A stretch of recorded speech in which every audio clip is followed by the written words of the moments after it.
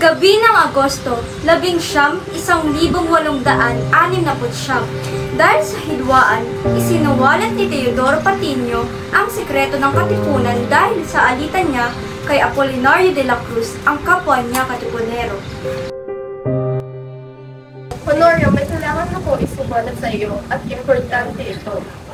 At ano naman ang kailangan mo isiwalat, Teodoro? Kailangan ako isang lihim na samahan laban sa mga Kastila.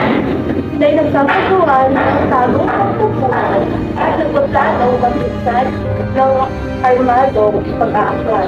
At nalaman ko ang plano nila sa aking pinagtatagawin. Sa Diario de Manila, isa itong limbangan, dito ko natuklas ang lahat ng impormasyon na aking isiniwalat, Honoria.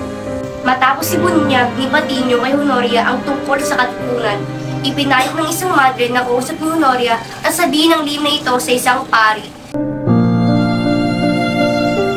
Ipinahuli at pinakulong ang mga kahina-hinalang kasapi ng lihim ng kilusan at ikulong sila sa Fort Santiago sa utos ni Gobernador General Ramon Blanco. Walang nagawa si Andres Bonifacio, Supremo ng Katipunan, dahil sa pagkakatuklas ng samahan na ito. Nagbunsod ito na tumawag siya ng pulong sa Balintawak, Caloocan noong Agosto 23, 1876. Melchora Aquino o Tandang Sora, isa siyang mahalagang taga-suporta ng katipunan. Nagkalinga at tumulong at nagpatuloy sa mga katipunero.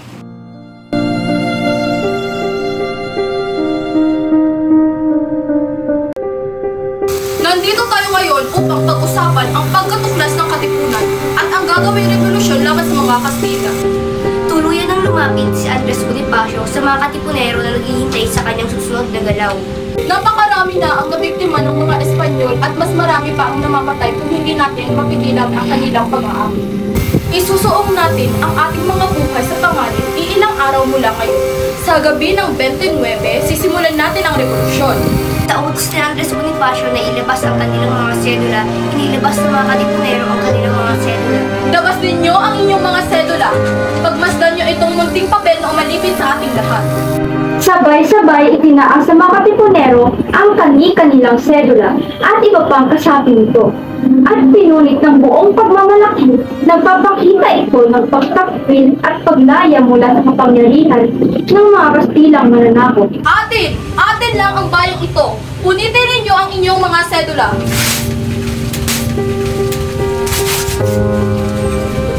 Mabuhay ang kalayaan! Mabuhay! Mabuhay ang Pilipinas! Mabuhay! Sa gabing ika-19 ng Agosto, sinimulan na nila ang revolusyon, na layunin na wakasan ang pananakop ng Espanya.